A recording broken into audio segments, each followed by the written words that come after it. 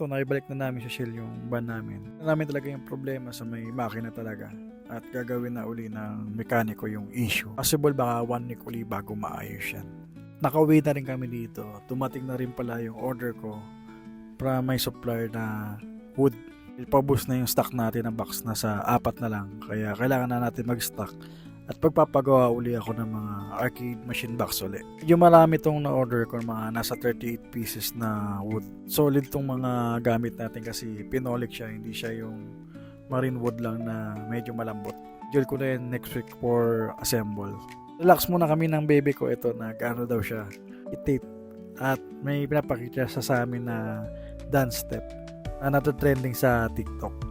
Si Insan marami na rin pala natatapos na unit. Actually, ito yung unan na ginagawa namin. Anytime na may kumuha ng order, pwede naman pick upin. Weekend nga pala, hindi natatapos tong weekend ko na hindi ako nakakapag-workout. Yung workout ko is 6 times a day talaga. Yung nakapahinga ko is Sunday. Saan pagka sobra-sobra din yung pag-workout, nakaka-injured din katulad nitong right shoulder ko. Sobrahan siguro sa heavy nung Monday kasi hanggang ngayon masakit talaga. Hindi araw-araw tayo heavy. Kaya hindi ba makikita nyo sa ibang mga videos ko, may time na magaan lang yung binubuhat ko. Meron naman time na sobrang bigat. Kailangan ng pahinga ng mga muscle natin. Lalo na 6 times a day ako nag-workout. Nakaya ko dahil may mga supplements ako at vitamins na ini-intake araw-araw para kayanan ko yung mga workout ko.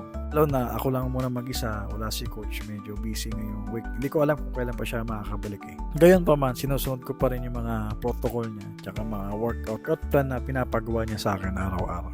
So I keep light exercise lang dahil nga yung right shoulder ko hanggang ngayon is masakit. So ngayon tingin ko pagaling na rin siya kasi wala na, nakapagpahinga ako ng Saturday at Sunday. Monday siguro light workout lang muna para hindi mabigla yung right shoulder ko. Always pakiramdaman mo yung sarili mo kung kaya mo pa ba yung workout na ginagawa mo. Kasi isang araw pinipilit mo na lang pero iniinda mo pa rin yung sakit. May time, pahinga-pahinga rin. Bawi na lang next day. Araw to Sunday, may pinapagawa pala sa akin si Simon. Napa-upgrade niya yung PC niya kasi mabagal na daw talaga. Napakatagal mag-boot ng PC niya.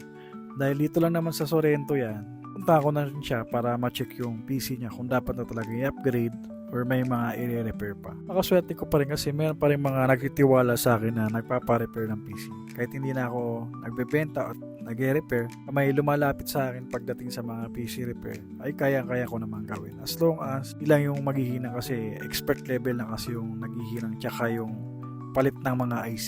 Kung mga replacement lang naman, palit video card, palit RAM, palit processor, or palit motherboard, kayang-kaya natin yun. Baga replacement lang at mga troubleshooting lang naman. Kung yung mga ganitong troubleshooting, tinaturo na sa high school. Kaya maswerte yung mga estudyante ngayon kung napapag-aralan na nila to. Nung kabataan ko, ginagawa ko rin sideline to yung pag-repair ng PC.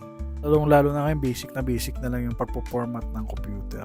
Ito, sabi niya nga ni Sermon na i-upgrade na lang niya yung SSD from 120GB to 1TB na. So, hindi natapos ngayong araw pero nalalagay na namin yung SSD na upgrade niya.